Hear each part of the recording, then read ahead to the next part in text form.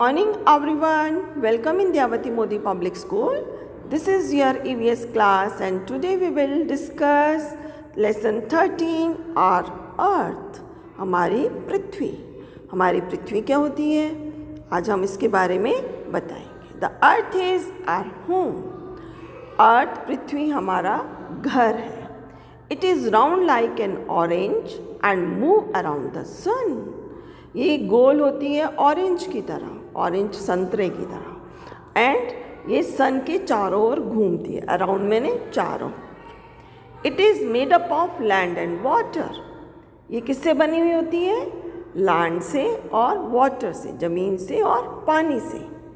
3 parts of the earth are covered with water and 1 part is made up of land.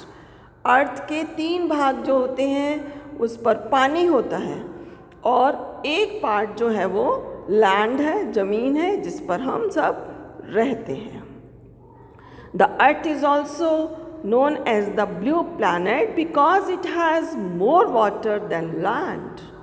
अर्थ को blue planet के नाम से भी जाना जाता है क्योंकि इसमें पानी की मात्रा ज़्यादा है. लैंड यहाँ पर कम है, लैंड एरिया कम है और वाटर एरिया इस पर ज़्यादा है. That's why it is known blue planet. A sphere shaped model of the earth is called a globe. एक गेंद की तरह जो मॉडल होता बनाया जाता है, इसका एक मॉडल बनाया जाता है गेंद की तरह जो वुड का होता है, उसे क्या बोलते हैं? ग्लोब. उसका नाम है ग्लोब. इस मॉडल पर अर्थ का पूरी पिक्चर दी होती है जिससे कि हम उस मॉडल के थ्रू देख सकते हैं कि कौन सी जगह कहाँ पर है. तो इसको क्या बोलते हैं? Globe. Model of the earth is called a globe. Now land forms. Land is not the same everywhere. जगह लैंड जो होती है, पृथ्वी जो होती है, वो हर जगह से सेम नहीं है. There are hills, mountains, valleys, deserts, plains and island on the earth. अर्थ पर बहुत अर्थ प्लेन नहीं है. कहीं पर तो वो डेजर्ट में है, कहीं पर वहाँ हिल्स हैं, कहीं पर प्लेन है ना. तो कहीं पर वैलीज़ है, वैलीज़ होती हैं घाटी. तो अलग जो अर्थ है वो हर जगह से अलग अलग है. उसकी शेप अलग अलग है, उसकी फॉर्म जो है वो अलग अलग है. These natural features of the earth are called land forms. और ये जो नेचुरल फीचर्स हैं अर्थ के, इन्हें हम लैंड फॉर्म्स कहते हैं. जैसे कहीं से डेजर्ट है, कहीं से प्लेन है, कहीं हिल्स हैं, कहीं माउंटेन्स हैं, कहीं रिवर्स हैं. तो ये जिसके अलग अलग जो हैं नेचुरल फीचर्स, इन्हें हम क्या कहते हैं? लैंड फॉर्म्स कहते हैं. The shape of the earth is a sphere which is slightly flatten at the top and the bottom. Earth जो है वो स्फीयर शेप है. ऊपर से थोड़ी सी फ्लैट है और नीचे से स्लाइटली फ्लैट है. फ्लैट मैंने समतल है. नाउ अब हम इसकी फॉर्म्स देखेंगे लैंड की. अ हिल. Hill is a landform that is higher than the land surrounding it. Hills look like cones. Hills जो होती हैं वो फ्लैट लैंड से डिफरेंट होती हैं. ये ऊंची उठी हुई होती हैं और सराउंडिंग से चारों तरफ से लैंड से ऊपर उठी होती हैं. हिल्स जो हैं वो कोन्स की तरह दिखाई देती हैं जैसे कि आप पिक्चर में देख रहे हैं. A mountain is a landform that rises high above the surroundings. Mountains जो हैं वो लैंडफॉर्म हैं जो कि हाई हैं. कहाँ से? चारों तरफ से, ऊपर से चारों तरफ से वो क्या होती हैं? हाई होती हैं, ऊंची उठी होती हैं. It is taller than a hill. और ये हिल से टॉल होती हैं, लंबी होती हैं. कौन? Mountains. A mountain usually has steep slopes and rounded or sharp peak. Some mountains are covered with snow. इसमें steep slopes मैंने ढाल की तरह इसमें स्लोप्स बनी होती हैं, यानी कि स्टेयर्स भी बनी होती हैं, ढाल ढलाई की तरफ, एंड राउंडेड और शेप, जो कि गोल होती हैं और उनकी जो शेप होती है वो उसमें पीक्स होती हैं, यानी कि उनकी चोटियाँ होती हैं, शार्प पीक्स होती हैं उसमें, राउंडेड होती हैं और शार्प पीक्स होती हैं उसमें। Some mountains are covered with snow, और कुछ माउंटेन्स बर्फ़ से ढकी रहती हैं, यानी कि माउंटेन्स हिल से बड़ी होती हैं, उसमें स्टीप्स भी होती हैं, यानी कि उसमें ढलान की तरफ स्टेयर्स बनी होती हैं, स्टीप स्लोप्स होती हैं, और उनकी जो पीक होती है वो शार्प होती है और स्नो कवर्ड होती हैं। Now valley, a valley is a low area of land. Valley land का लो एरिया, यानी कि नीचे का भाग है। Lying between two higher part of land that might be hills और माउंटेन्स। ये दो हायर पार्ट के बीच में होती है, चाहे वो माउंटेन्स हो चाहे वो हिल्स हो, उनके बीच का जो जगह होती है, हिल्स और माउंटेन्स के बीच की जो जगह होती है उसको वैली कहते हैं। जैसे आप पिक्चर में देख रहे हैं, हमारे इंडिया में कश्मीर वैली है ना, तो कश्मीर जो है वो वैली है एक। Now a plain, plain is a flat area of land. जो समतल एरिया है, फ्लैट एरिया है, जहाँ पर बहुत ज़्यादा क्रॉप्स ग्रो होती है, जहाँ हम लोग भी जिस एरिया में रहते हैं उसे क्या बोलते हैं? Plain. Plain occur as low land at the base of valley and mountain.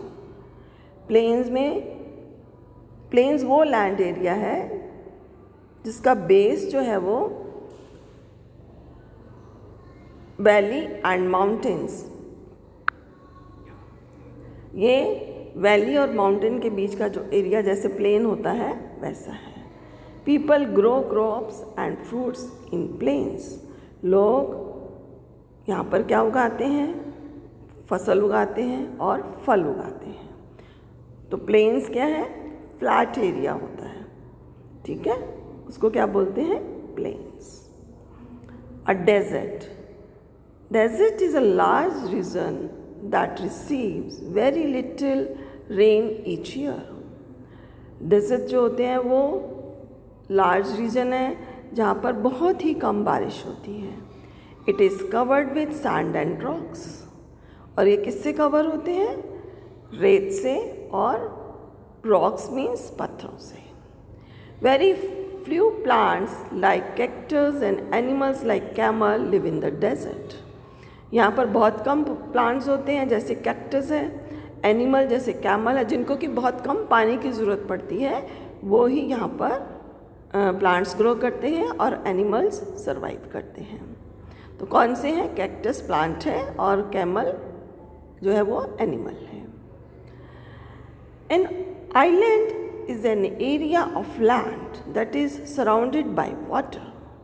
Island वो एरिया होता है जो कि पानी से घिरा हुआ होता है, उसके चारों तरफ पानी होता है।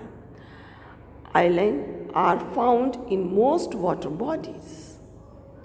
ये अधिकतर वाटर बॉडीज़ में होते हैं, पानी जहाँ पर होता है वहाँ पर ये पाए जाते हैं। इंडिया में आइलैंड जैसे अंडमान है ना, अंडमान निकोबार जो है आइलैंड है। Next, a forest. Forest is an area of land where many trees grow. Forest land का वो भाग होता है जहाँ पर बहुत सारे पेड़ उगते हैं। Many animals live in forest. बहुत से जानवर जंगल में रहते हैं क्योंकि बहुत डेंस होते हैं, पास इनके जो ट्रीज़ हैं ग्रो होते हैं, डेंस होते हैं, घने होते हैं, तो यहाँ पर एनिमल्स रहते हैं। Forests are very important and grow in many places around the world. Forest भी, जंगल भी बहुत ज़रूरी हैं और ये पूरे संसार में जंगल पाए जाते हैं, ग्रो करते हैं, है ना। क्यों इम्पॉर्टेंट है? क्योंकि एनिमल्स यहाँ पर रहते हैं, हमें बहुत सा वुड यहाँ से मिलता है ना। लकड़ी से हमें क्या मिलता है? बहुत सारी चीज़ें मिलती हैं, वुड है, गम है, so many things we get from the forest. Now water on the earth. अब हम वाटर बॉडीज़ के बारे में पढ़ेंगे। We have already learned that a large part of the earth's surface is covered with water. हमने पढ़ा कि हमारी जो अर्थ है, अर्थ का मैक्सिमम पार्ट जो है, ज़्यादा से ज़्यादा पार्ट जो है वो किससे है? पानी से भरा हुआ है। The water on the earth is found in different types of water bodies. ये हमें अलग वाटर बॉडीज़ में पाया जाता है। A river is a flowing stream of water. नदियाँ जो हैं वो भी एक वाटर का ही भाग है। Water in a river comes either from rain और from the melting snow of the mountains. Rivers में पानी कहाँ से आता है? या तो वो रेन वाटर होता है या फिर माउंटेन्स पे जो स्नो जम जाती है, जब वो मेल्ट होती है सूरज की गर्मी से, जब वो मेल्ट होती है तो उसका पानी जो है बनकर रिवर्स में आ जाता है। The water in a river is fresh water. पानी जो नदी में होता है वो फ्रेश वाटर होता है, ताज़ा पानी होता है। A river flows towards the sea and the most of the rivers meet the sea. और नदी का पानी किस तरफ जाता है? समुद्र की तरफ जाता है। सी में समुद्र की तरफ जाता है। और बहुत अब सी में तो बहुत ज़्यादा पानी होता है, बहुत बड़े होते हैं सीज, ओशंस। तो सी वाटर इज़ सॉल्टी। जो सी वाटर्स होते हैं वो क्या होते हैं? नमकीन पानी होता है उसमें। Why sea water is salty? क्यों होता है उसमें नमकीन पानी? क्योंकि उसमें कुछ लवण होते हैं, जो कि आप आगे जाके समझेंगे लवण क्या होता है। अभी तो आप बहुत छोटे हैं, अभी इतना समझ लीजिए कि सोडियम क्लोराइड जो होता है वो रेन वाटर के साथ सीज़ में चला जाता है और वो काफ़ी समय तक सी में रहता है, जिससे कि एसिडिक होने के कारण जो सी वाटर होता है वो सॉल्टी हो जाता है, नमकीन हो जाता है। सॉल्टी मीन्स नमकीन। Oceans are water bodies that are bigger than seas. और ओशंस क्या होते हैं? वो सी से भी बड़े होते हैं, उनमें सी से भी ज़्यादा पानी होता है। Ocean water is salty too. और ओशन का पानी भी जो होता है वो बहुत नमकीन होता है, वो भी सी वाटर की तरह नमकीन होता है। Got it? So clean and green earth. The earth providers with land to live. Earth हमें रहने के लिए जगह देती है, एयर टू ब्रीथ, हवा देती है सांस लेने के लिए, वाटर टू ड्रिंक, हम पीने के लिए पानी लेते हैं, एंड फूड टू ईट, और खाना खाने के लिए हम खाना लेते हैं, चीज़ें लेते हैं। We must take care of it. हमें इसका ध्यान रखना चाहिए। We should keep it clean and plant more trees. हमें इसे साफ रखना चाहिए और पौधों को उगाना चाहिए। कैसे हम साफ रख सकते हैं? पौधों को उगाकर। We must keep all water bodies clean and save water. और हम पानी के जितने भी स्रोत हैं, पानी हम जहाँ से लेते हैं, जैसे रिवर, ओशंस, लेक्स, पॉन्ड्स, इन सबको भी हमें साफ रखना चाहिए। इस तरह से हम वाटर बॉडीज़ को भी हम साफ रख सकते हैं। I hope you understand it. Have a nice day. Bye.